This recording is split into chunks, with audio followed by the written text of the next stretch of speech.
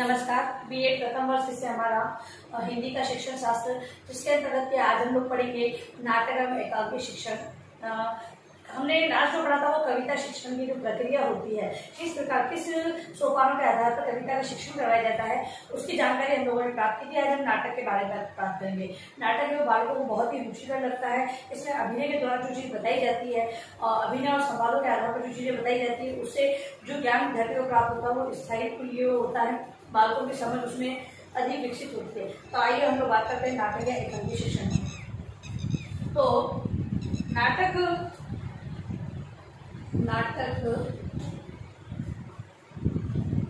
नट धातु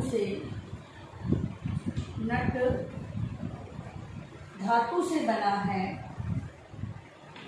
जिसका अर्थ है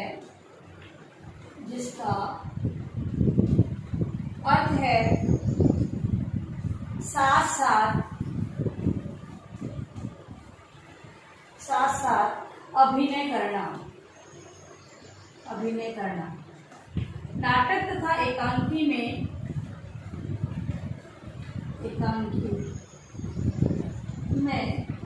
अभिनय प्रधानता होती है। ठीक है। अब इसका अर्थ जो नट धातु से बना है, जिसका अर्थ होता है अभिनय करना। ठीक है। साथ साथ अभिनय करना मतलब कि जिस प्रकार संवाद कहे जा रहे हैं उसी प्रकार अभिनय करते हुए किसी बात को बताना नाटक की एक प्रधानता होती है। ठीक है। तो इसके अंतर्गत जो इसके हम लोग सही रूप में अगर नाटक को पढ़े तो नाटक और एकांकी है क्या? तो नाटक वह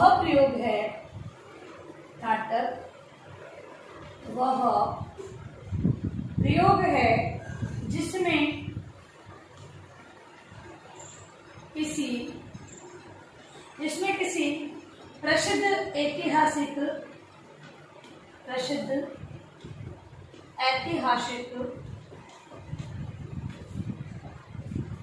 अथवा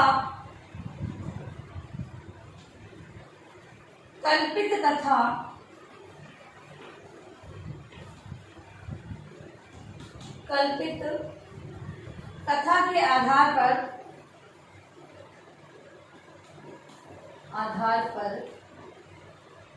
नाट्यकार द्वारा नाटक की जो रचना करता है उसे नाट्यकार कहते हैं। नाट्यकार द्वारा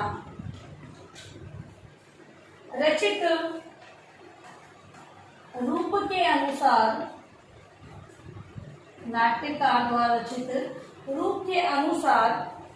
नाट्य प्रयोक्ता द्वारा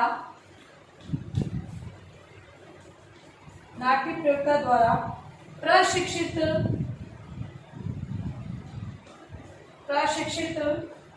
नट रंगमंच पर अभिनय और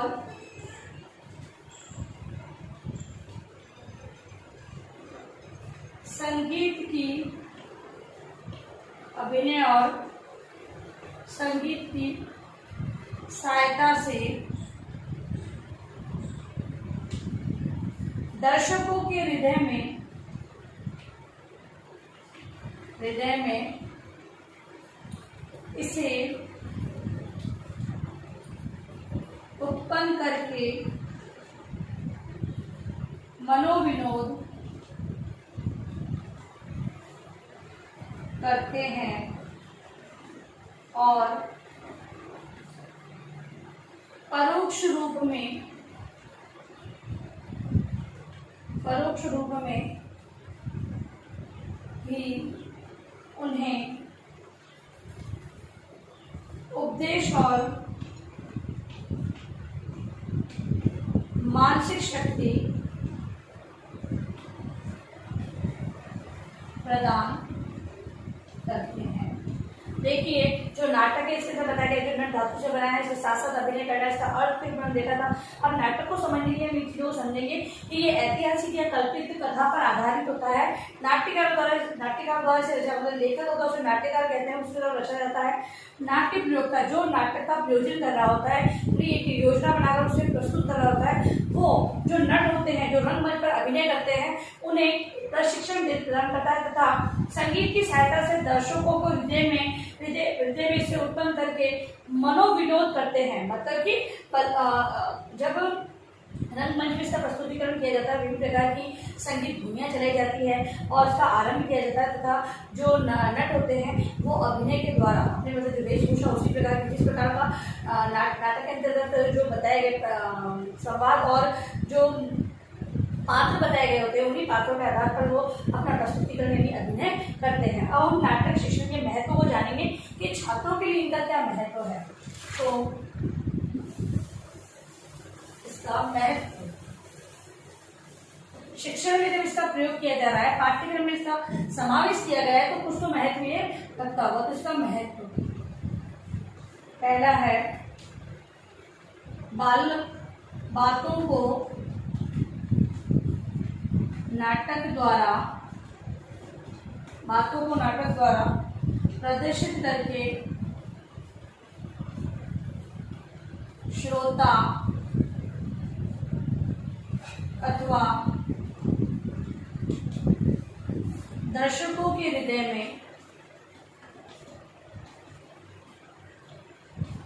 में दृढ़ता का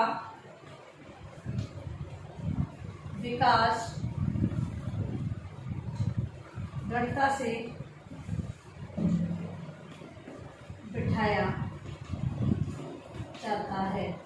अब इससे मतलब क्या है? तो इसका मतलब ये है कि जो बात हम बोलकर या पढ़कर अभिव्यक्त करते हैं और दूसरी बात उसी चीज को हम अभिनय करके बताते, कोई भी नाटक है उसको अध्यापक पढ़कर और विद्यार्थियों से हम प्रस्तुत करेगा तो विद्यार्थियों समझ में नहीं आएगा। वही चीज अगर हम लोग देखते हैं कि बालक अगर टीवी में देखते हैं, मतलब कि रंगमंच पर देखते हैं, कहीं प्रोग्राम हो रहा है, कार्यक्रम हो रहा है, वहां पर अगर उसे देखते हैं अभिनय संवादों और संगीत में ध्वनियों के आधार पर उन्हें जब प्रस्तुति उनको वो देखते हैं तो उन्हें बहुत अच्छे तरीके से समझ में आता है। बशर्ते जो पढ़ाया गया है उसके अंदर, पढ़ाने के अंतर्गत जो है वो कम आकर्षक होता है, जबकि जो अभिनय किया गया है वो अधिक आकर्षक होता है। तो जो बात बताएगी नाटक में भी कोई बातें बताई गई, विशेष शिक्षा दी जाती है, वो चीजें अगर वो जब नाटक के द्वारा प्रदर्शित की जाती है तो श्रोता अथवा दर्शकों को हृदय में दृढ़ता से बिठाया जा सकता है अभिनय के द्वारा। ठीक है, किसी भी बात को नाटक अभिनय के द्वारा किसी भी श्रोता मतलब विद्यार्थियों मिले तो विद्यार्थियों के हृदय में अच्छी तरीके से बैठाया जा सकता है नाटक के द्वारा। फिर है नाटक की सारी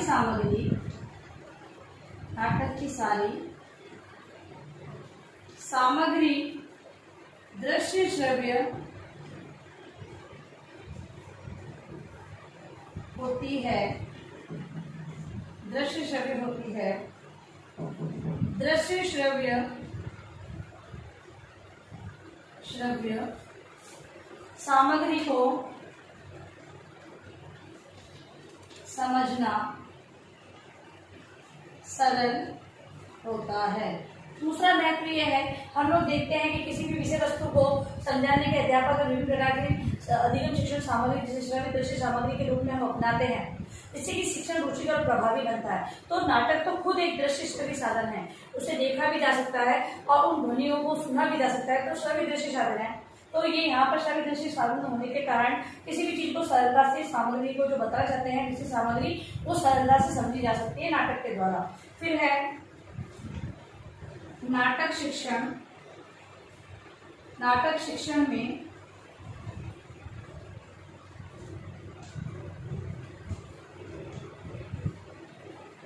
छात्रों को अनेक संवाद याद कराए जाते हैं,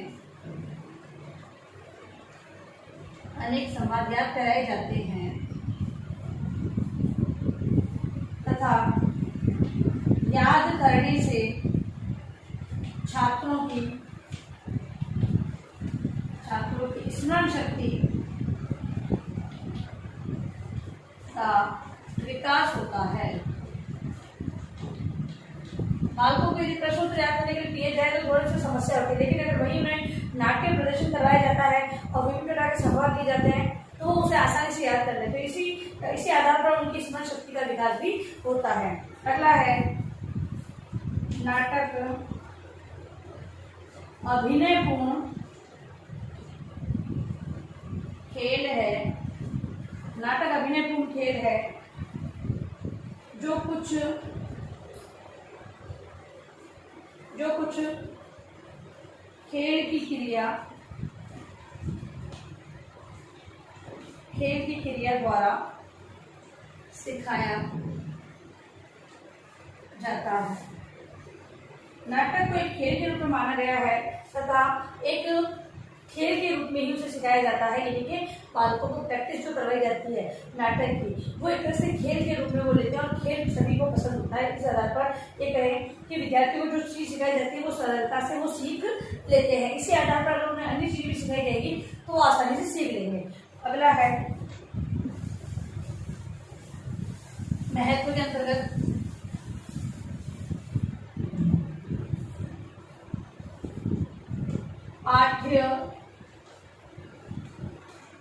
पाठ्य विषयों का ज्ञान सरलता से प्राप्त हो जाता है।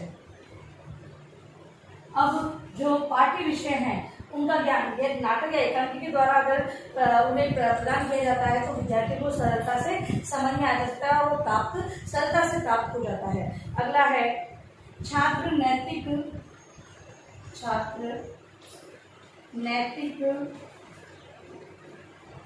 उत्थान और चारित्रिक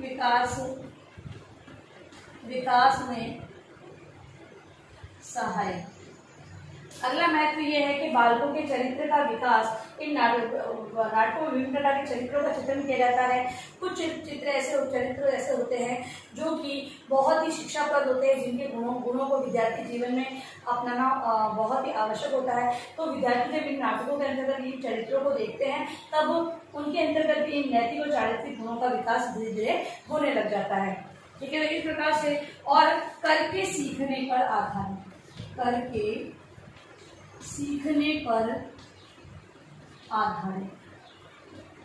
ये नाटक होते हैं। इसमें संवाद वगैरह विद्यार्थियों को बता दिए जाते हैं कि प्रैक्टिस वो स्वयं करते हैं।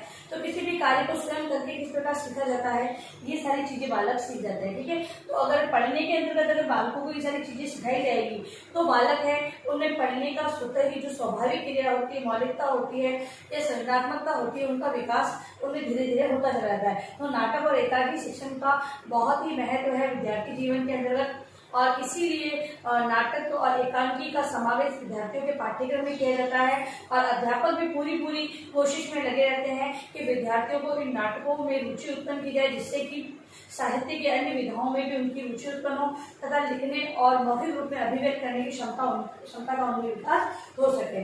अभी अपना गृह कार्य प्रश्न गृह कार्य है आपका नाटक एवं एकांकी शिक्षण से क्या तात्पर्य है,